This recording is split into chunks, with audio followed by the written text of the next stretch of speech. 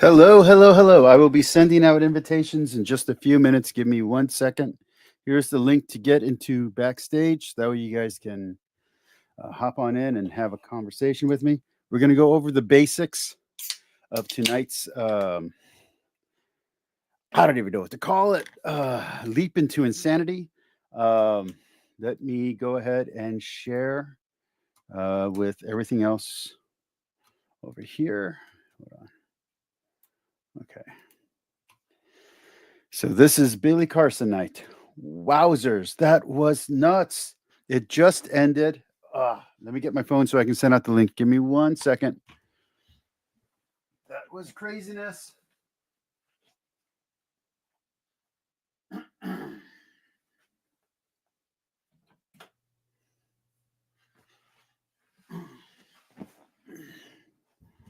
Well, I really think I should be wearing my chain, by the way, either the cross or the yin yang. I'm not really sure. Okay. Um, so if you all are watching, what did you all think? I mean that was crazy. That was a little over 2 hours. Um, it I'm honestly worried about this man's sanity. Um, I honestly am. Uh, I'm going to say allegedly delusional, just in case. But yeah, man, this sounds like a call for help. This is not healthy. Um, so we have the either it's a con artist, either it's mentally delusional, or he's a true believer. Um, I don't know which. I don't know which, guys. I mean, there's always a 1% chance that his conspiracy is true, but yeah. Just sharing out the link.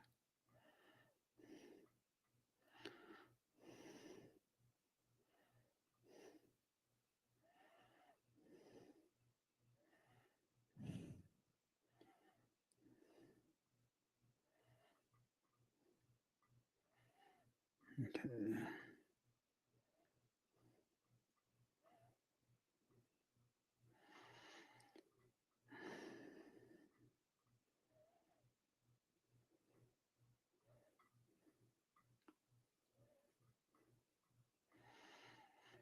All right.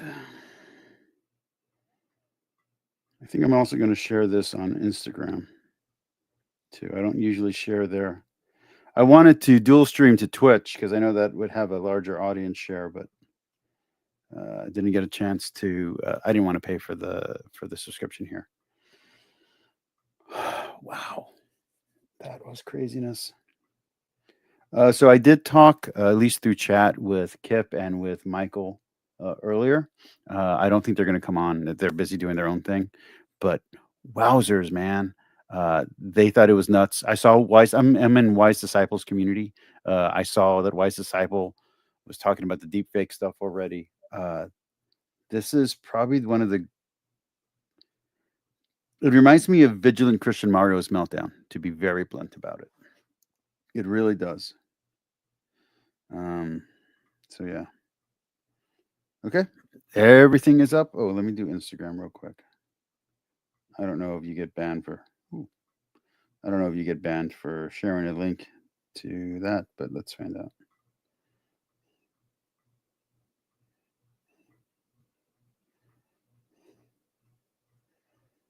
How do we do this?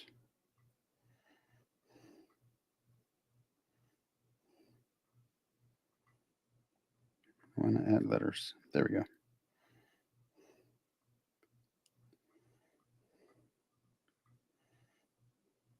Ooh, there we go.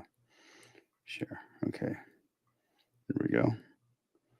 And what else do I got? I got a Discord. Let's put it in the Discord too. Why not? And then we should be good to go.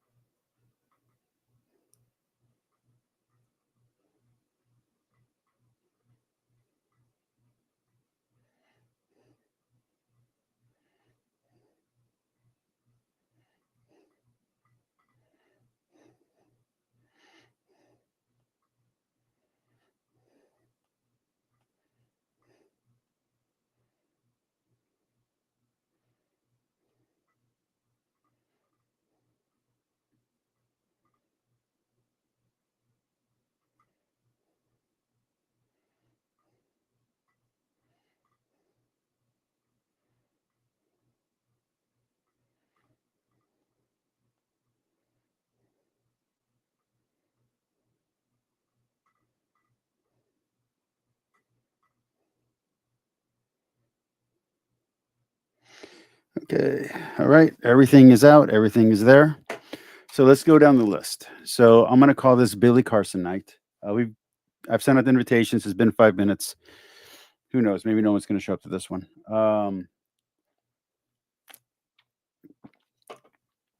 So first thing that I want to say is do not attack or harass Billy Carson. Leave his family alone. He will self-destruct on his own. Do not do evil in the name of good. Every time someone has done evil in the name of good, it has backfired for years and years and years. Whether it's the Salem witch trials, whether it's the Crusades and the French masquerading as loyal Catholics and attacking the I think it's the Sophia, attacking the church in Constantinople. It's never turned out well. So don't do evil in the name of good. You leave his family alone. You keep your criticism to the things that he's saying and to the things that he's saying wrong. Now, I am putting some stuff up here because I think it is very relevant to the conversation we are having. I have the Koine Greek, 2 different versions. I have which one's this one? This is the UBS 5 or the UB5? UBS 5. And then this is the Nestle Allen Greek. I still have my Art Scroll Hebrew over here. We have the Pseudepigrapha. We have the Pseudepigrapha from, this is 2 volumes, basically. We have the other Bible, which includes the Dead Sea Scrolls and a bunch of stuff. We have the Dead Sea Scrolls over here. We have a modern translation of the Bible. I have a Gnostic text over there, but it doesn't have a label on it, so I didn't put it up. And we also have some other Bible material over there. Just to show you, I am familiar with all of this. I have read through this. I love all of this stuff. I'm not an expert on all of this. I read all of this probably 20 years ago at this point, or maybe 15 years ago. Hi, honey. You can sit on my lap today. I know. So we can talk about all of that. Don't think that we're going to let go any topic. We're going to go through everything. I have a list. Anybody wants to join the conversation, there's a link in the chat. Please hit that and I'll let you in. We can talk about this however you want.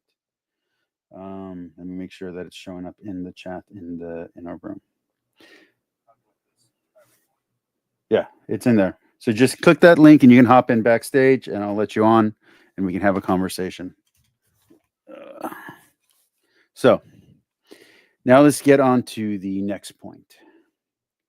So the most insane thing that was said here is the cabal between secular academia, specifically in Vancouver. That's important. Specifically in Vancouver.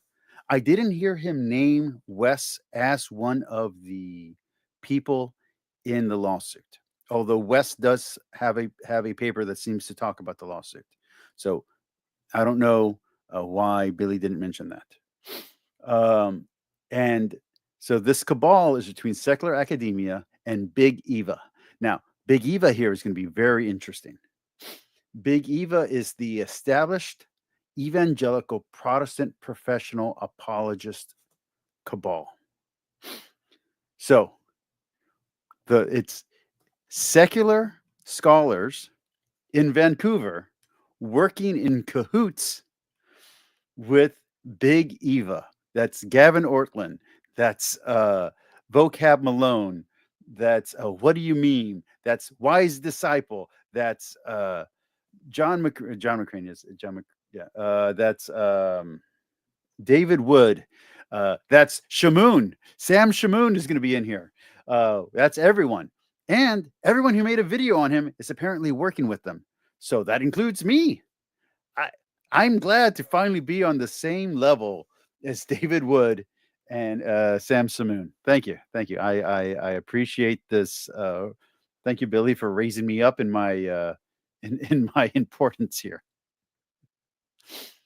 So let's talk about the title of this video. Let me put Billy Carson in the title, see if I can edit that. I don't know if I can. Yeah. Let's put Billy Carson. Billy Carson live. Billy Carson after show. There. After show.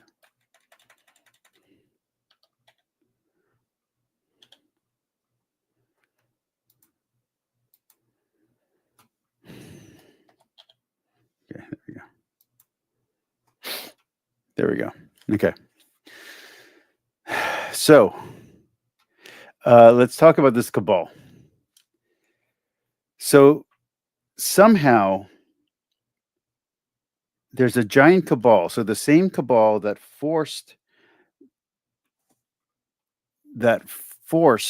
uh, the lady who put up the forgery, produced the forgery for or defended the forgery for the Gospel of Mary Magdalene, the Gospel of Jesus' wife, which seems to be a fragment of actually the Gospel of Thomas. I'm not an expert on that actual forgery because most forgeries I kind of get I got to have a sixth sense for the forgery, so I kind of ignore that material. Anytime you see a super sensational title like "We found Jesus's bones," "We found Jesus's wife," "We found uh, Noah's Ark," just understand 99% chance it's BS. You don't want to listen to it. I don't care if it's in the Daily Mail. I don't care if it's in CNN.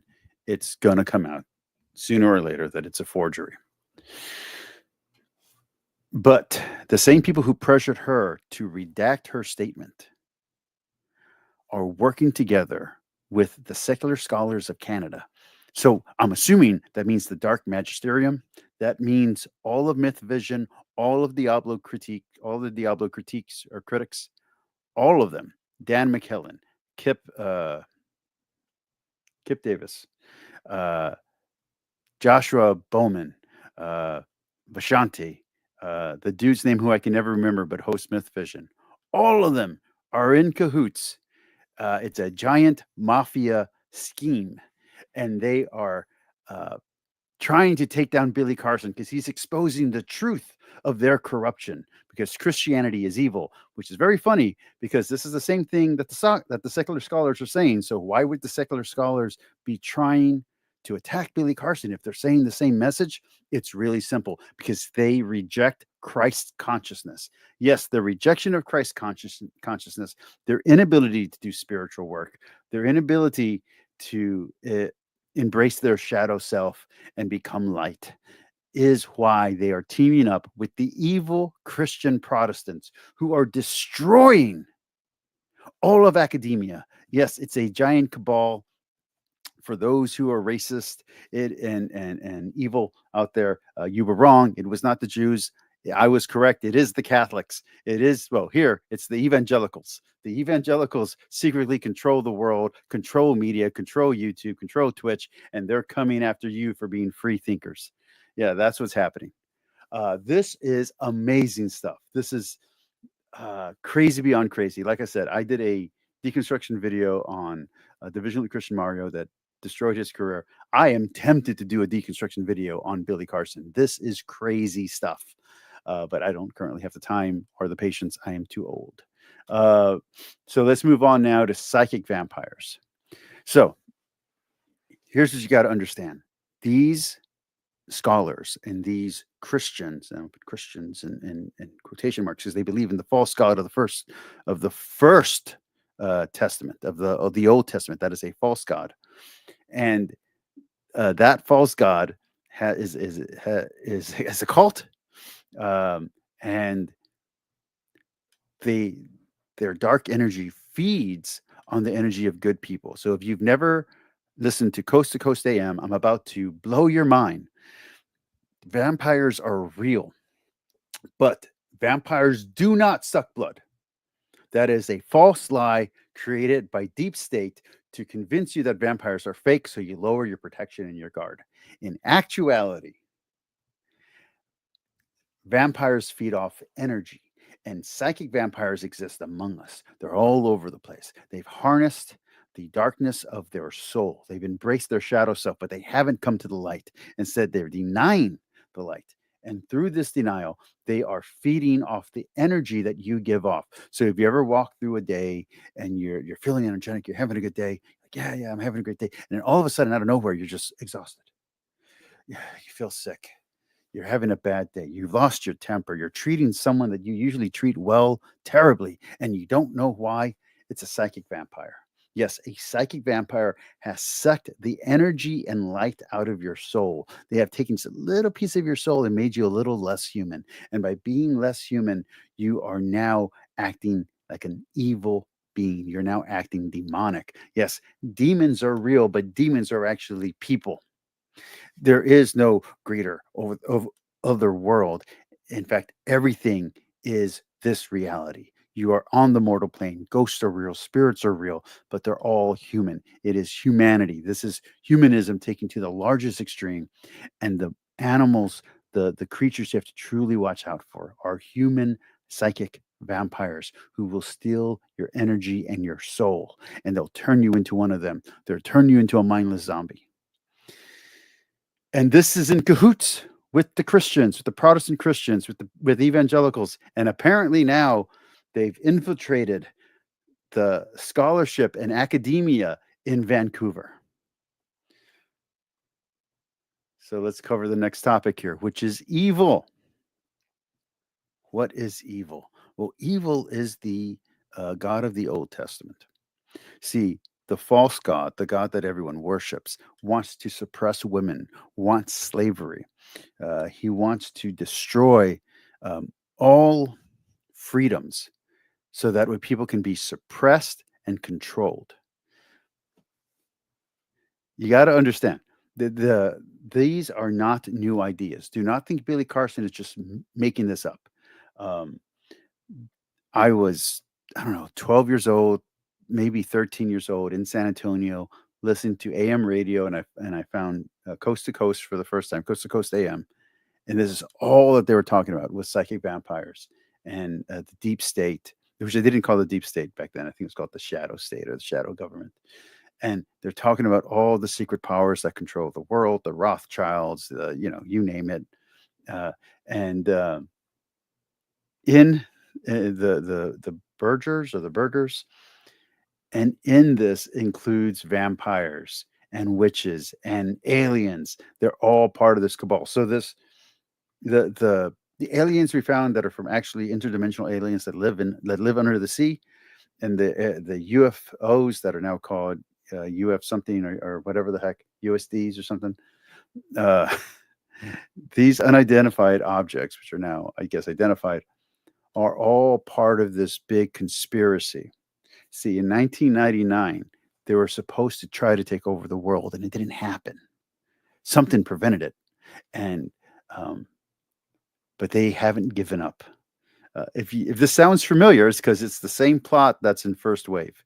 Um, so they failed. They failed their invasion, but they haven't given up, and they're continually influencing by giving us technology and giving us the ability to do amazing things. So the iPhone, that's an alien invention. Computers, Wi-Fi, Bluetooth, that's all an alien invention, and they just don't want you to know. Okay.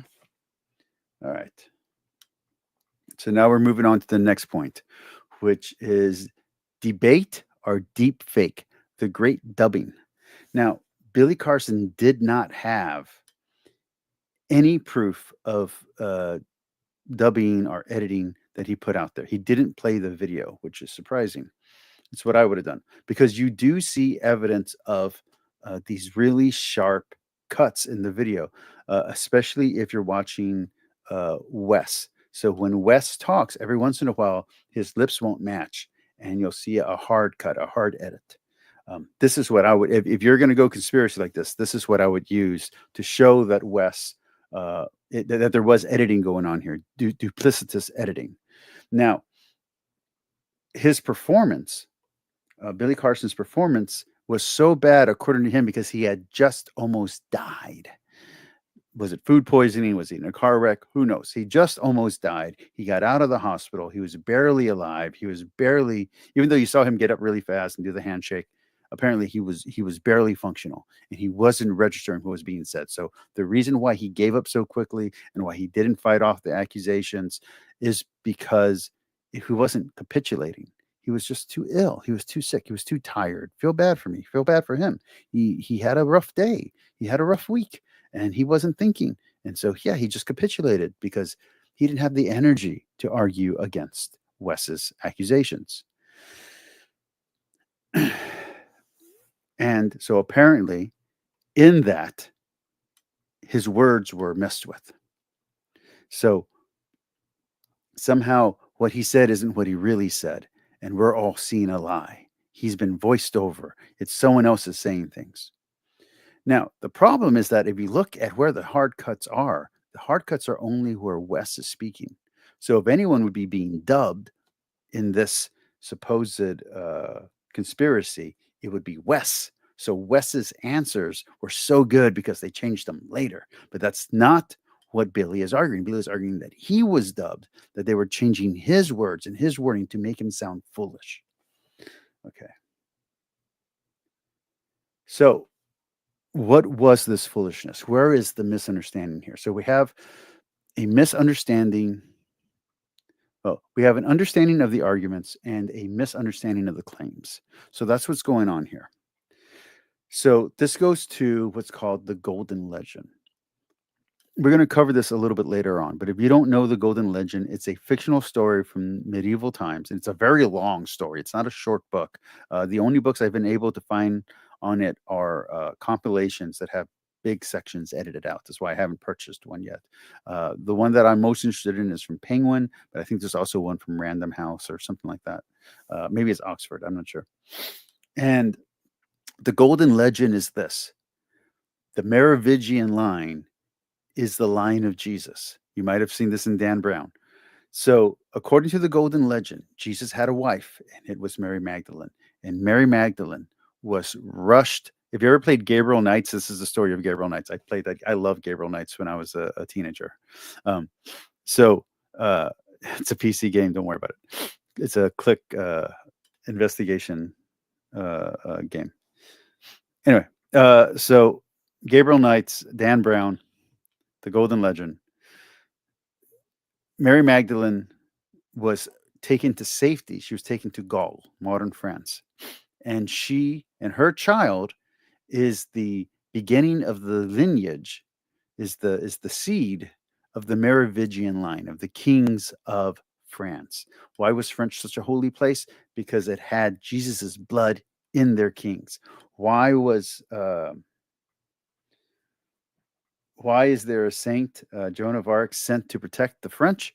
Because that is Jesus's own line.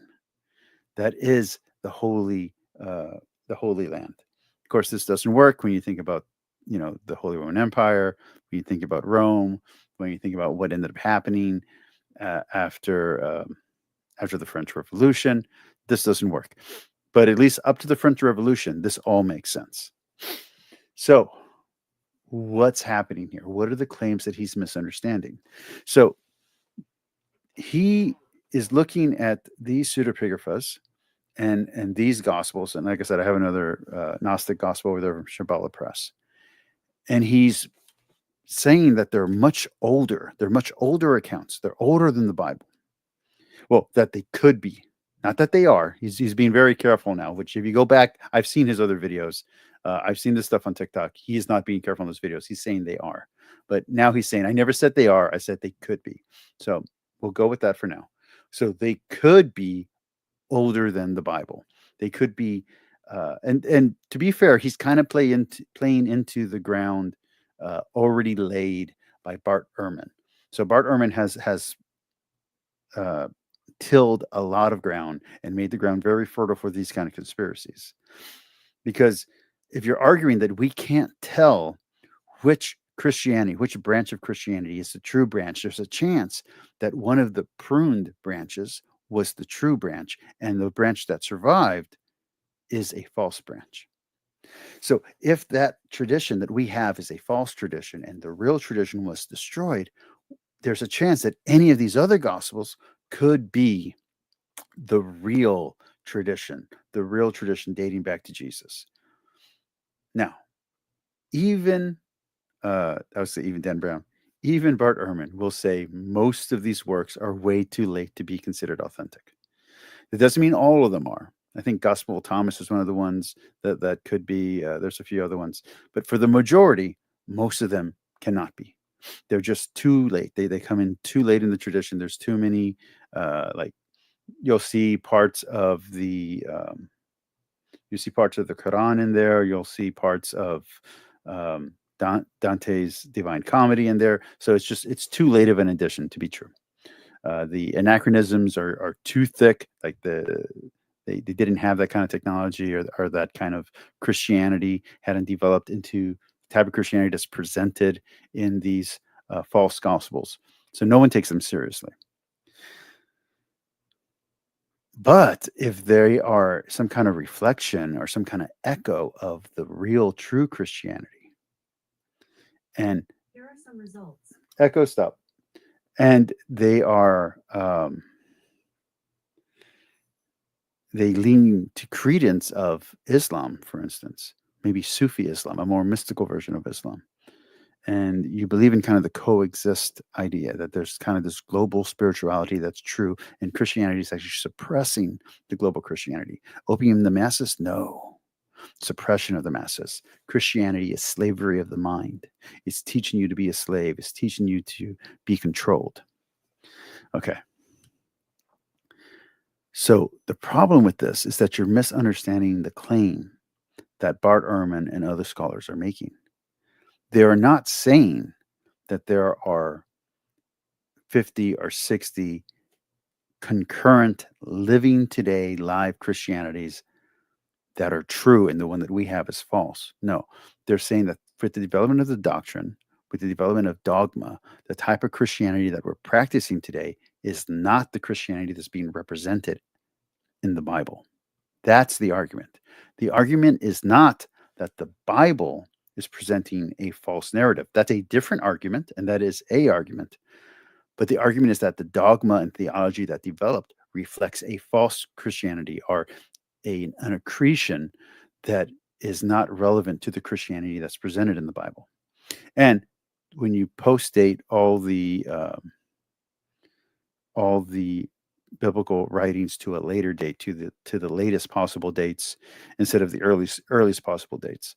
So what apologists love to do, Christian apologists love to do, is to date everything to the earliest possible date, which as long as it's possible, we're not lying.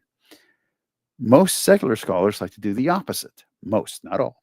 They like to go with the latest possible date because it's the most likely to be accurate. So if you go with the earliest possible date, you have the least probability. If you go with the latest possible date, you have the most probability in your claim. Billy does not understand this. Billy is not understanding the argument. Okay. The argument is not the Gospel of Thomas is true.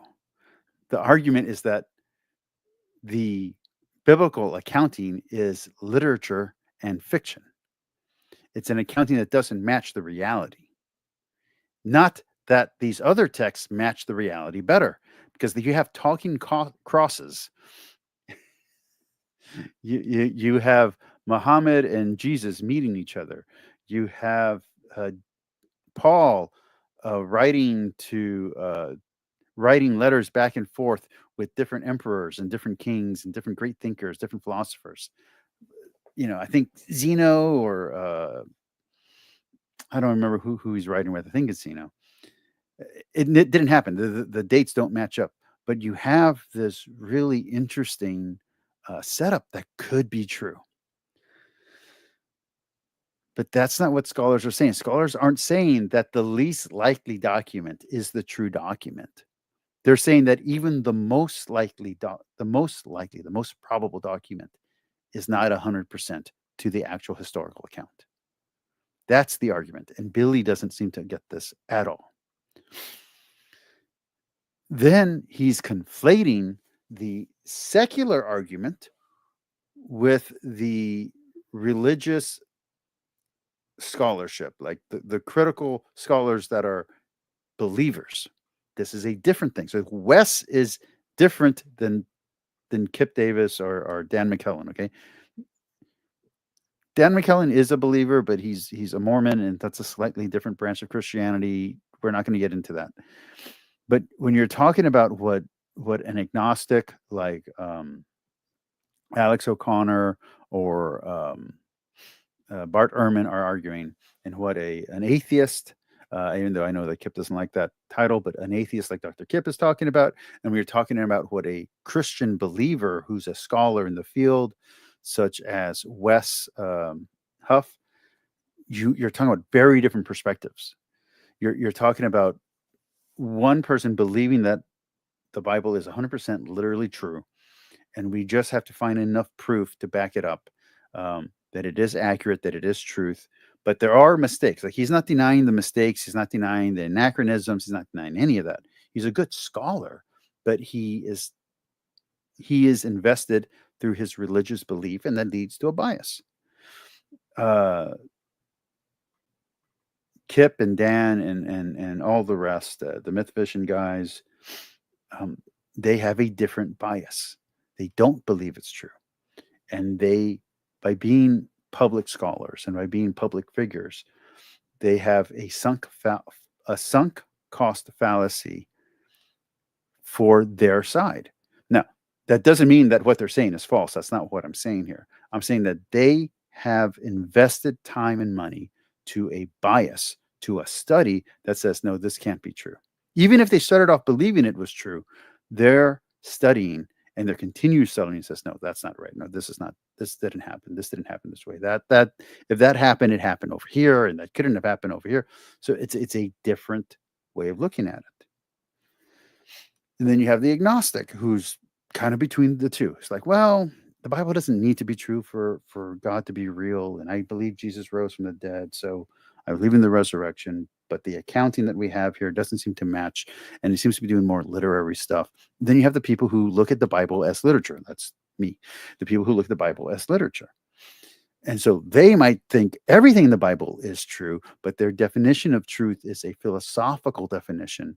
They're not talking about historical accuracy. They're talking about moral efficacy. They're saying, well, this event, if it happened at a different time, in a different place with people with different names.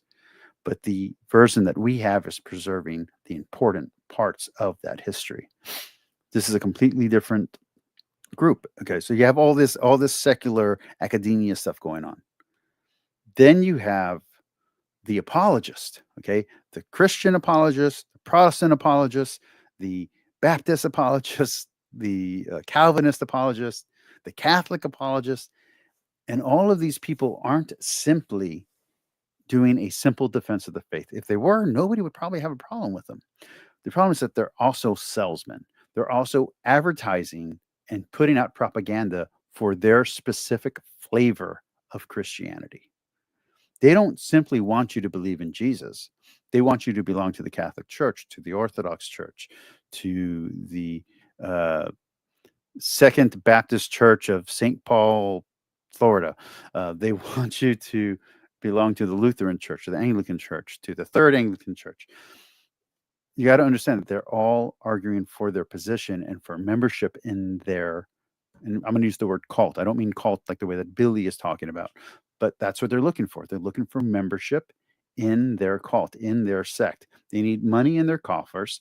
They need to have their profession continue on, and that makes them extremely biased. So if you thought the sunk cost, the price or value of the sunk cost fallacy for being a secular scholar, you thought that was high. No, no, no, no, no, no, no, no, no. The amount of sunk costs, the amount of bias, the amount of mental walls inside the for a Christian apologist is amazing. If a Christian apologist just simply changes denominations, he could lose dozens of followers. He could lose his income. His family could disown him. He could lose his friendships. He could lose his family. If a secular scholar says, you know what, maybe God is true, he's fine. She's fine.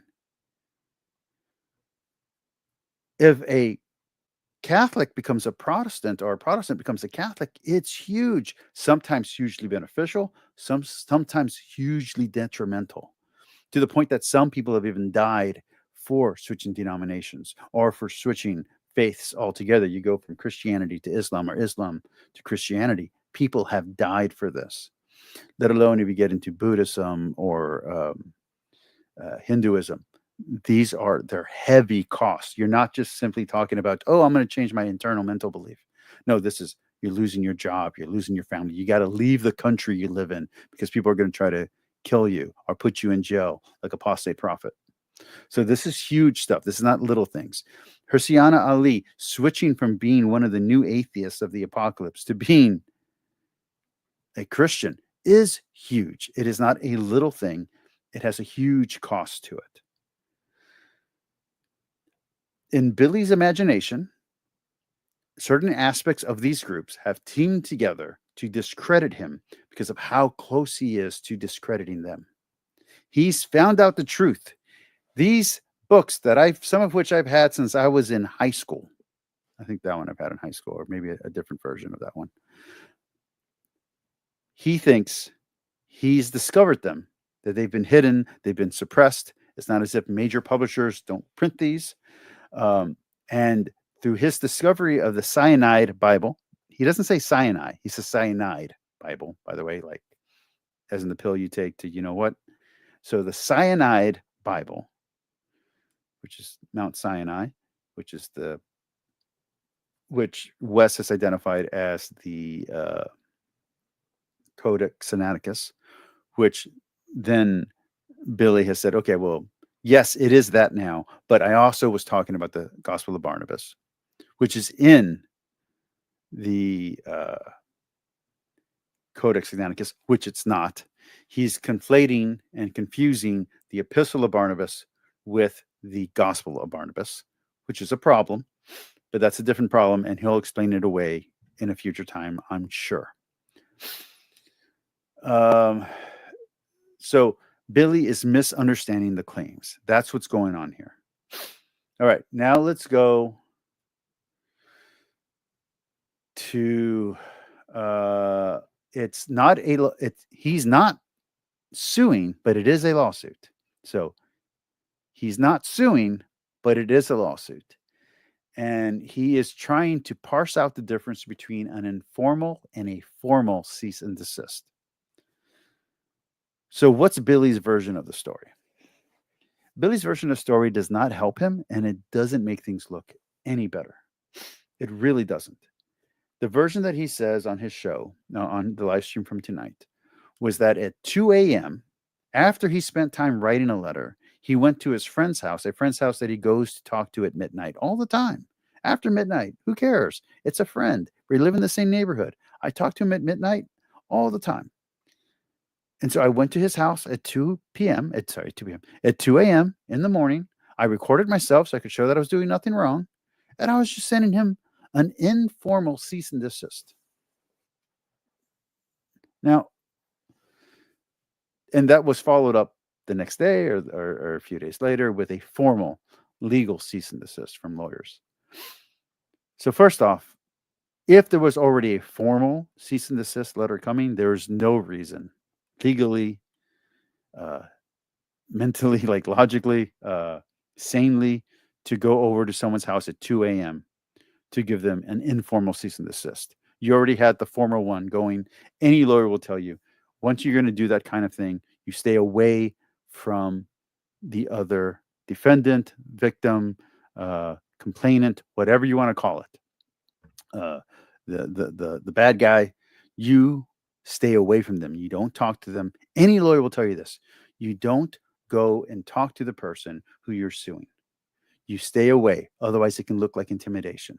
So he's already doing something legally ill-advised. But he says he talked to his lawyer and that everything was okay and that he was just going over to his friend's house to give him an informal cease and desist at 2 a.m., which sounds wackadoo. Even if it's true, it sounds wackadoo. You don't do that. You don't go to someone's house at 2 a.m. to give them an informal letter, to tell them to take down a video. You just call them. If it's your friend, you just call them and say, hey, take down the video, man. Come on. What are you doing? Now, here are some problems for Billy in this formal versus informal cease and desist.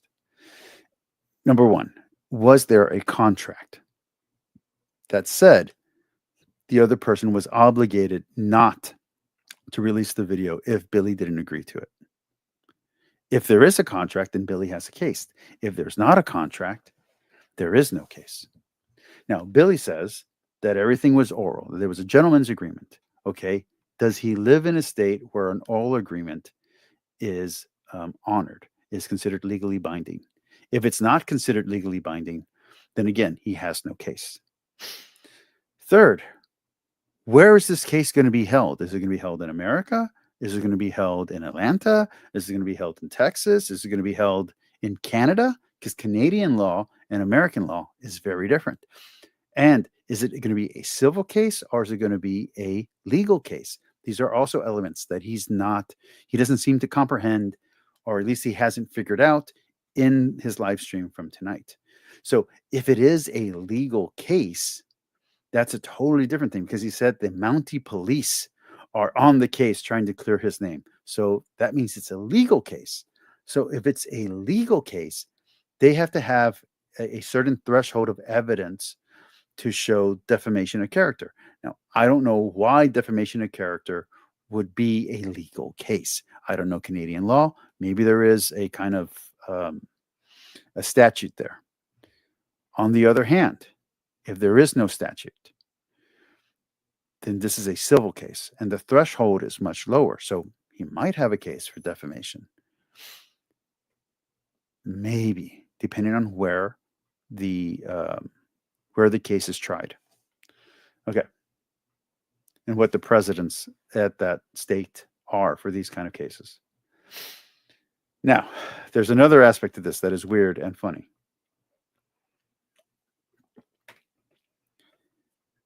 When going into, I think it's defendant number 2, it could be defendant number 3. He's saying defendant. That doesn't make any sense. This is just the persons that he's sending these cease and desist letters to.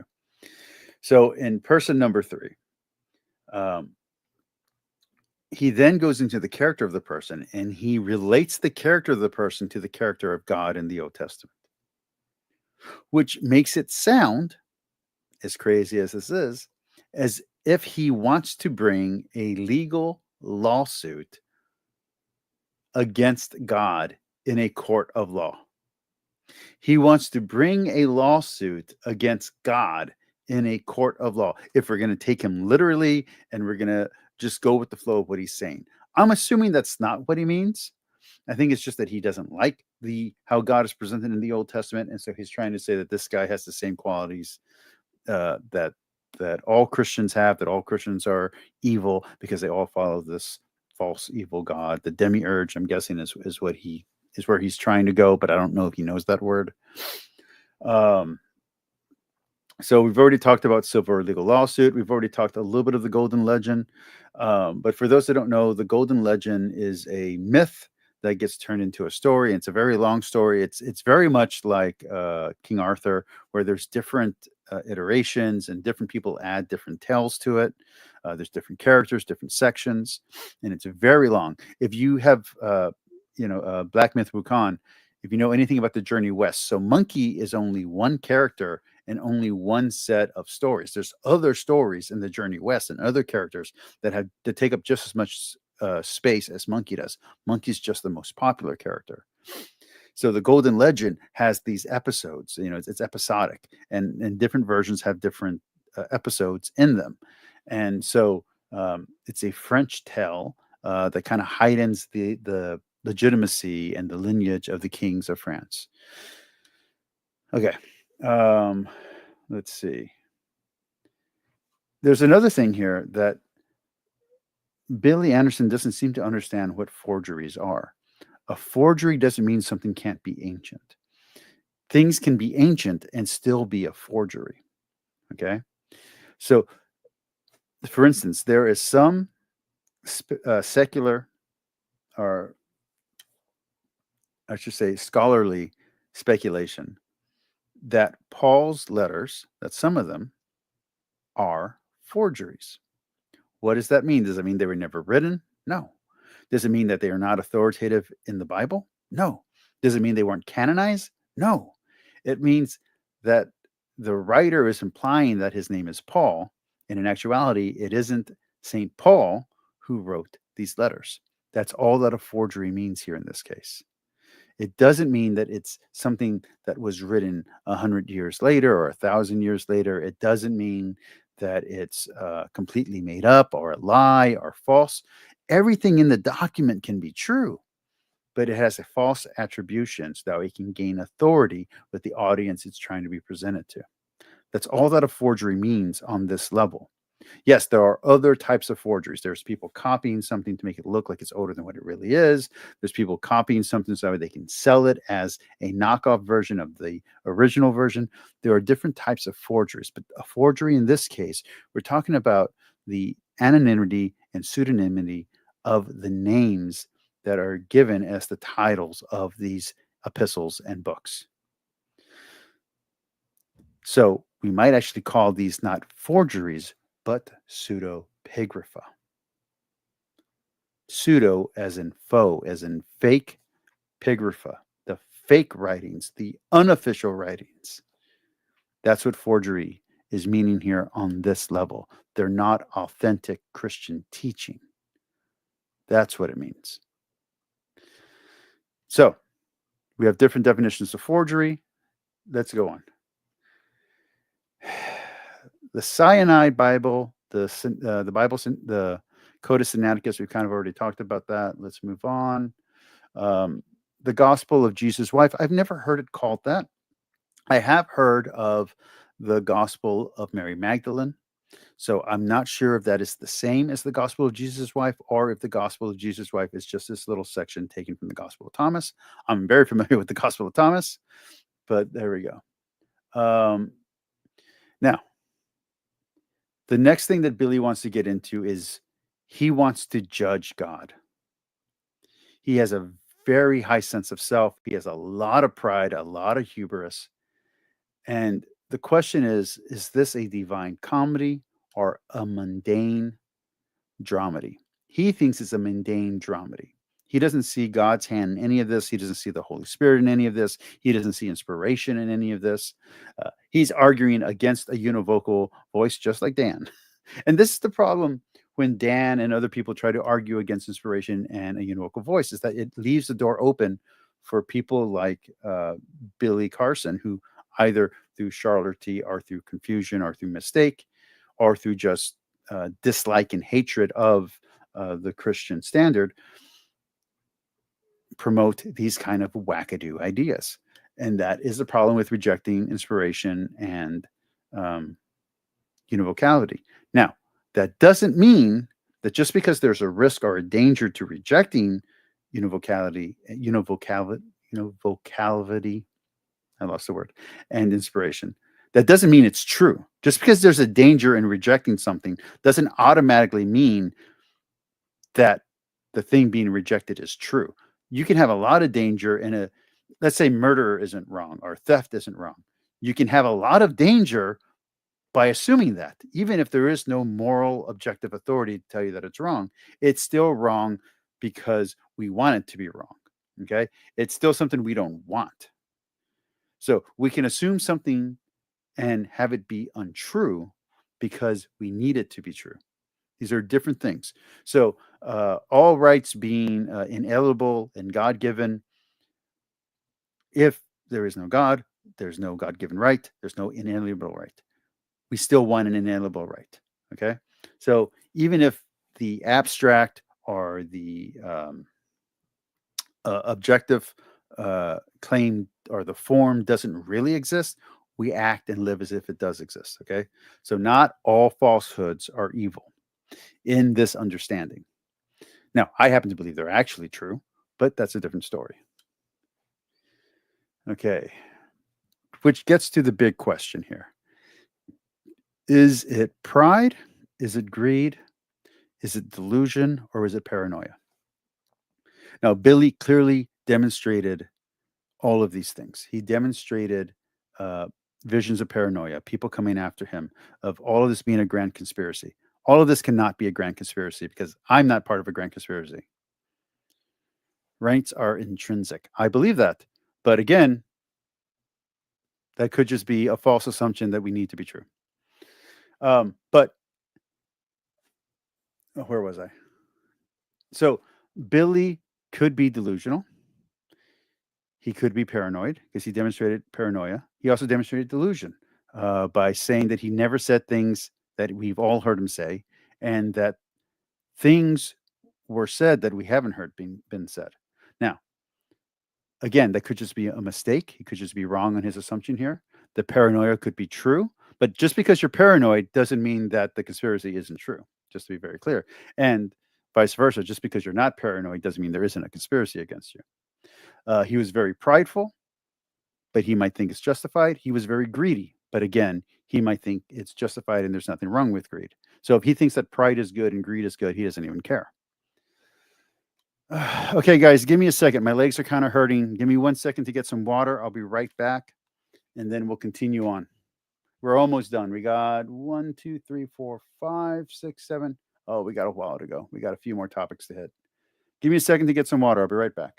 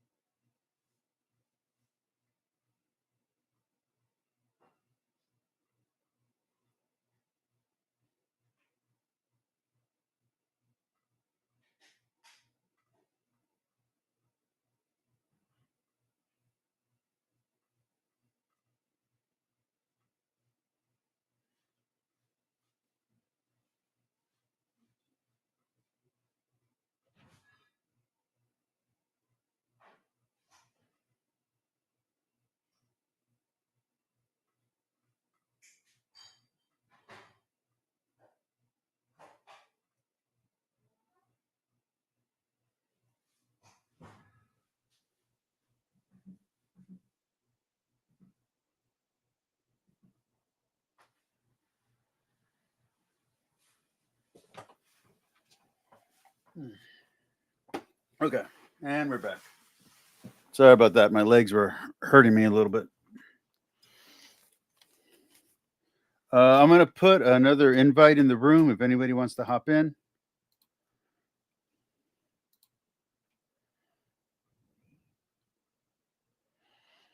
Yeah, I probably shouldn't have had it actually because I've been working out and my legs are sore already, and I've been sitting for a little too long now. All right, let's finish this up. So let's move on to vengeance and revenge of a madman. Even if Billy is correct that people really are out to get him, that this is a vast conspiracy, that he said it's Rico, that if there are people really spending money to prop up false scholars to make him look foolish, that there's false editing going on. He wants vengeance. He doesn't want justice. He doesn't want to be clarified and made correct. He thinks he's right and his understanding is right. I don't know what his bona fides are. I don't know what his credentials are. I don't know if he even has a degree. He doesn't get into any of that. He actually goes off on a tangent that has nothing to do with any of the claims being made. He goes off on a really long red herring about fraud and mistaken identity and a GoFundMe that he had to clarify something on. It has nothing to do with anything being talked about here. We're just simply talking about these documents and whether or not these are late additions and forgeries and whether or not the Bible is legit and real. That's all we're talking about. But he goes off on this discrediting him rant. So he wants to sue everybody, not just everybody who he's naming in this, I don't know, lawsuit against God. He's also uh, he's also wanting to go after anyone who has put up the video, whether it's a clip, whether it's whatever else. He wants to get declarations done on them so that way he gets paid. He says he's already rich. He says his buddy, Mark, who's now his enemy, is also rich. They became a millionaire through something. Sounds shady to me. And also, Mark doesn't sound that bright. So if Mark's a millionaire, I'm doing something really wrong with my life. But he wants revenge. He doesn't want justice. He wants everyone to suffer, and he wants his pound of flesh for everyone who wronged him. This is where he starts getting into the madman territory. Because even if he really was wronged, what he was talking about here makes him sound unstable. It sounds like he needs counseling, like he needs help. So that's where, even if the conspiracy is real, even if everything that he said is true, even if the Gospel of Barnabas is legit, even if the Bible is completely a medieval invention, all of it, even if aliens are real and Christ consciousness is the goal, even if all of that is real, once he starts talking about how he wants to be vindictive and he wants everyone to pay him money, anyone and everyone who put part of this film up, part of this debate up, he wants money from, makes it sound like he's not stable, like he needs medical help. Now, I'm not a doctor, I'm not diagnosing him, but I would recommend that he go see a counselor or a therapist right away because this does not sound healthy. Okay. Then he gets into, when he's talking about vengeance, he's talking about the Protestant Christian cult. Now, as far as I know, unless he's talking about the SBL or the SBC or some other conference, most of these apologists disagree with each other. So I don't know if he's looking at it like politics, where a lot of people like to say that Democrats and Republican are really just one party. I don't know, but it didn't make sense. And he tried to do this whole pity thing where he was sick, where he, every time that something bad has happened to him or he's been accused of something, he had a health issue that was going on that negated everything that was going on. And somehow, because he suffered, that negates any bad thing that he did, and that any of his good deeds override any evil thing he had to do to get those good deeds done. It was very weird. He also identifies Mark, the too talkative debate host, as a very good friend who is part of his wedding, and he starts showing pictures, and he colors as if we don't know who he's talking about. He puts a bar over their faces, like people can clearly see who it is. This is not protecting their identity. This is very stupid. Legally, this is very stupid. He shouldn't be showing these photos if he's really pursuing a lawsuit. This just looks like more intimidation. This is going to hurt him in the long term on the case against these people if he's really going to pursue it. So basically, Mark is the Judas or Brutus to his Christ, to Billy is Christ. Billy is the Christ consciousness. He's going after the editor. He's saying the editor did not subjective, but did oh, I can't think of the word now. But he did bad editing. He edited bad on purpose. He did deceptive editing. There you go. He did deceptive editing to make him look bad. I've now seen several versions of the debate. All of them, you can kind of see that little weird choppy cuts with Wes. I don't see anything like that going on with Billy. So I don't know. And the cuts are all minor because the words flow perfect together. So they're minor cuts. He then stresses that I'm not an idiot. Okay. Again, we need to see your credentials, man. Where's your degrees? Like you say you're doing all this kind of studying. Where are your degrees? Where's your proof that you're doing this stuff? not in your words, in your actions, in the paperwork. Where's the paperwork that shows this? Where's the paper trail that shows everything that you've done? That's what you need. Not a paperwork showing that you didn't do things. You need paperwork showing that you have done things, that you have studied at these places, that kind of stuff. Not that you showed up to the school, not that you went to a school with the same name as a bigger school. No, that you actually are where you say you were, and that you actually studied these things and you published papers on them, and they were uh, academically reviewed. Like, there's a lot of stuff you have to prove here for the level of authority you're trying to claim. Then he talks about Dr. Joe, another guy he's going against, and he speaks a lot of surprisingly, he speaks a lot of misogyny and a lot of misandry. So he keeps on calling Mark a woman and weak and feminine for giving in to the threats, and he just sounds like a jerk. Honestly, he doesn't sound like a good person. This is a subjective opinion, okay, that I'm giving. I'm not giving an objective opinion. Don't take it that way. But subjectively, what he was saying was really gross and really ugly and made him look like a bad guy. So even if he was the victim, you would lose any sympathy points for the misogyny that he was saying and for the way that he was describing women and his friends, who are now his enemies, I guess, or his ex friends. Although surprisingly, he held up Mark's wife really, really high. So that's interesting. Um, so dark energy, breathwork meditation. We kind of talked about that when we talked about the psychic vampires. Let's move on from there. So the question now becomes, is he a con artist or is he a true believer? And what does he believe in? Does he believe in spiritual work, spiritual warfare, frequencies, energies, vibes, Christ consciousness? What exactly is that in his definition? And if he doesn't believe in Christ, or he doesn't believe in Jesus, or he doesn't believe in the account of Jesus that's in the Bible, what is his version of Christ, or what does he mean by Christ?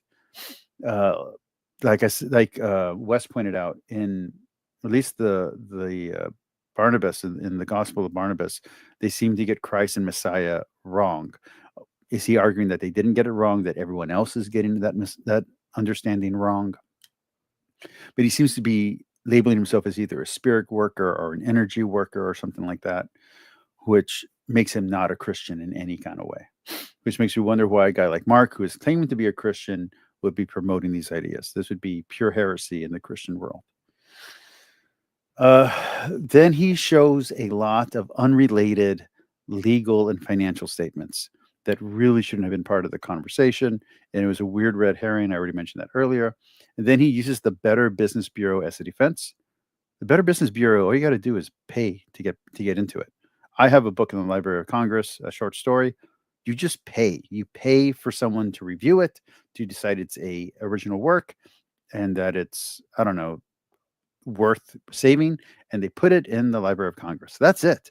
It's not like I'm being recognized by the Library of Congress as having a great work.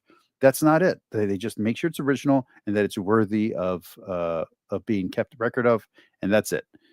I think it cost me like $150. So being part of the Better Business Bureau, you're buying into that. You're paying for that membership. Yeah, they have standards, but it doesn't mean anything. Um, all it means is that you have a credential or a legitness to your business. That doesn't mean you have a credential or legitness to your knowledge or to what you're teaching. That has nothing. So if you're a teacher and your teaching company is in good standing with the Better Business Bureau, great. That doesn't mean that your teachers are accredited. That doesn't mean that your teachers are good teachers. That doesn't mean that they have the right knowledge base. All it means is that you keep your business in line, that you have good tax records and you pay all your fees, and your business gets inspected properly, and it passes all this stuff. So the Better Business Bureau is not a good defense of your claims about the Bible's illegitimacy the and your claims to Christ not being crucified. That has nothing to do with the Better Business Bureau. So that's a terrible defense. He then gets into a love triangle with defendant number 4, which is again another red herring and has nothing to do with the Bible or his claims about the Bible. It has nothing to do with scholarship or academia whatsoever. It's really stupid. and it's a really dumb thing to do to bring in. It's a red herring and it's a distraction. Then he says that all of this, everything that's happening right now, and the whole internet turning against him, is all about systemic racism. This claim was bizarre, and it goes back to this claim about him having false charges and being confused with Tucker Carson or Tucker or Chris Tucker or something like that, who's not the actor, but a but a different guy who he went to high school with. That their identities mixed up, and here there was a warrant out for his arrest because they got his name wrong or his picture wrong or something or his image wrong. Again, a weird distraction, a weird red herring that has nothing to do with any of this. If he wants to sue, I think he calls him defendant number 4 or defendant number 5 for defamation. This is where defamation would come in. Okay, so if he's accusing him of crimes that he didn't commit, that's defamation. That's a different thing. That has nothing to do with West. That has nothing to do with biblical scholarship, and that has nothing to do with the Bible. That's a personal issue that shouldn't even have been aired on this live stream, on his live stream, I should say. Then he says good deeds, or he implies good deeds erase any bad deeds. So he's like, and even if any of this is true, which it's not, he's very clear that none of this is true. But even if any of these accusations were true, his good deeds that he did in the pursuit of these bad deeds, in the accomplishment of these bad deeds, make it all worth it. So anything bad that he did, having to do with fraud, he was doing it all to get a person who needed money. He was helping someone out, a woman out. He was fighting the misogyny that Christianity brings into the world. He was fighting systemic racism. He was raising a black man up, even though that black man happens to be himself. Doesn't matter. He rose himself up. He was helping his wife out. He was helping his friends who are now his enemies out, and helping them get subscribers and get notice and get notifications, and because the algorithm likes him and likes his name, because he has Christ consciousness, because he has good energy, and that good energy is influencing the algorithm and giving him viewers and giving his friends viewers. So it makes any wrongdoing that he did do, which he's not admitting to any wrongdoing, but any wrongdoing that happened to have happened along the way, was all justified because it washes out at the end. And his good deeds outweigh his bad deeds. Whatever. That doesn't change the fact if you shoot a man, you're still guilty of shooting a man. So yeah, it changes nothing. It's a terrible argument. It's just self justification and self righteousness. Let's see. We're almost done, guys. We got 3 more talking points. Let's see. Wait. 1, 2, 3. Yeah, we got 3 more talking points.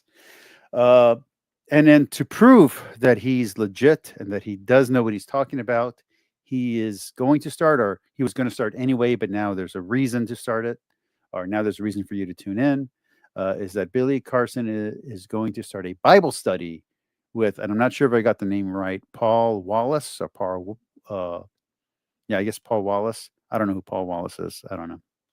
And he mentioned another biblical scholar, or he called him a biblical scholar or something like that, or biblical expert, Bible expert. I don't know, preacher or something.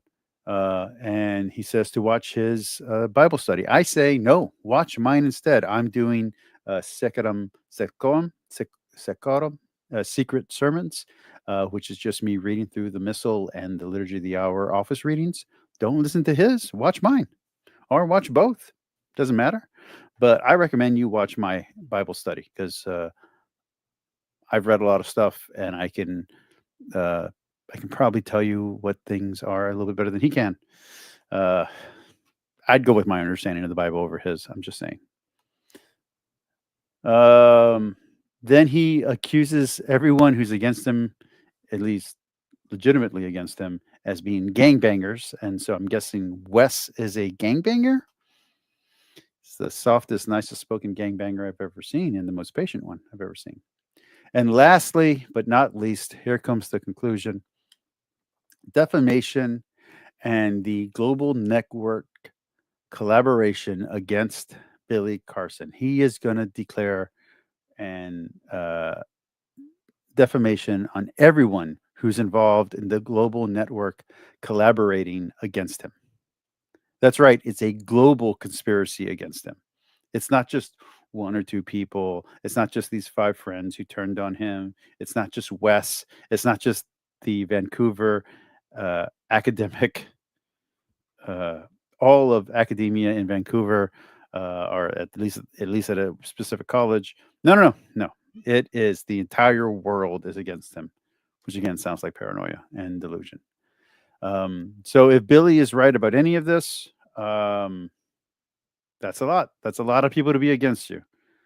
My guess is he's not correct about most of this.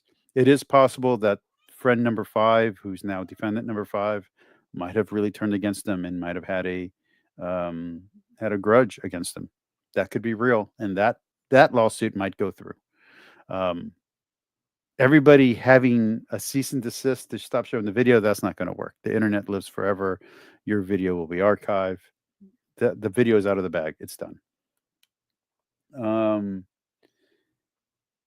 when it comes to accusing uh, the greater apologetic community of some kind of cabal or some kind of conspiracy in cahoots with the secular uh, scholars who argue against them on a normal basis, that makes no sense. Um, I look, I don't know Kip personally. I don't know Michael Beverly personally, but I don't think these guys are part of a cabal. Okay, for real. I don't think they are. I could be proven wrong, but as far as I know, uh, Vocab Malone, um, What Do You Mean? Wise Disciple.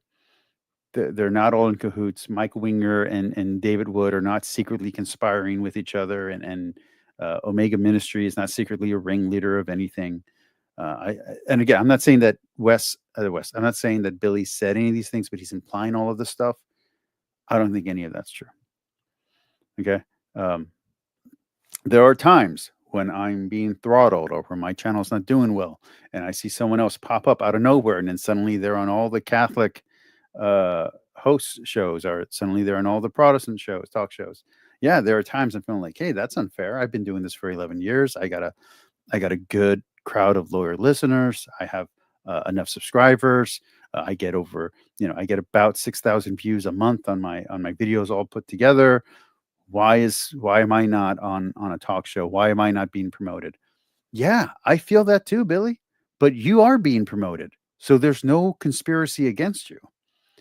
If I wanted to lose my mind and say, "Hey, it's conspiracy that my channel is being repressed and that people don't, people want to watch my show, but you won't let them," and the you is like this general you, that would make more sense. But no one's attacking my channel. No one's suppressing me from my audience. It's just the algorithm doesn't like the things that I say. And I got shadow banned a long time ago for having martial arts on my channel, and my channel never escaped that. And the stuff that I say isn't that popular. What you're saying is very popular, even though it's very incorrect. I'm assuming my stuff is correct, but your stuff is very incorrect, but people still want to listen to it and they still find it entertaining. So there's no conspiracy against you. The algorithm's working for you. So people are watching your stuff. You're getting a larger and larger audience, even as you're self-destructing, even as you're saying wacky and unscholarly things, you're still being promoted. So, in fact, your live stream today had tons of viewers. My live stream at the top of the view, at the top had, I think, 8 people, 5 people in here in my room today. You had over several thousand people in your room. You're not being suppressed, dude. You're not being attacked. There's no conspiracy against you. You just said something really stupid in a debate, and then you tried to get people not to put it out, which made everybody more curious about it. And someone broke and let everything out for whatever reason. And now you're upset because you look like a fool on the internet, and that's going to be out there forever. But no one forced you onto that debate show, and no one forced you to put it out there. And if you didn't sign a contract saying it wouldn't be released, you don't have a legal case. Now, maybe you can find a lawyer that can find a loophole that shows where you can sue the people you want to sue. But from my estimation, you don't have a legal case. You, if you don't have a contract signed by everybody involved, saying that they wouldn't release the video. You don't really have anything.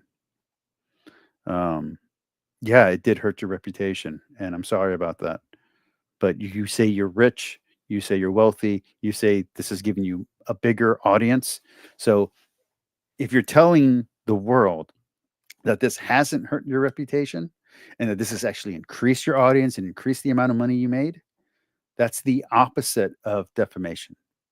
So if you can't show harm, actual harm from the release of this debate, then it doesn't matter if you look like a fool. You don't win the lawsuit. It has to show sufficient harm. So it has to have done sufficient damage to your reputation and to your finances for you to be able to sue for reparations. Is it reparations? For reparations.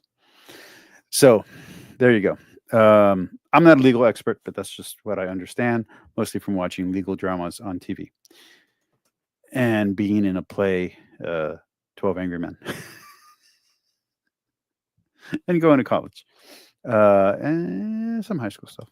All right, that's it, guys. I hope this was fun for you all. I hope you all enjoyed. This was a slightly different show. I was hoping anyone was going to jump in here with me and argue with me, either in defense of Billy or against something that I said. Nobody hopped in. This was an hour and 16 minutes. I hope you all enjoyed the show. I guess I'm not doing my secret sermon today because I got to go to bed. Or if I do it, it'll be in about 30 minutes after I get ready for sleep. Before I go, any questions about the Billy Carson situation? Any comments that you all want read on air? If not, I'm going to go ahead and call it a night. I'm going to give you guys 1 minute. So it's 12:56 right now on my time. So you got 1 minute if you're going to add anything to the show, guys.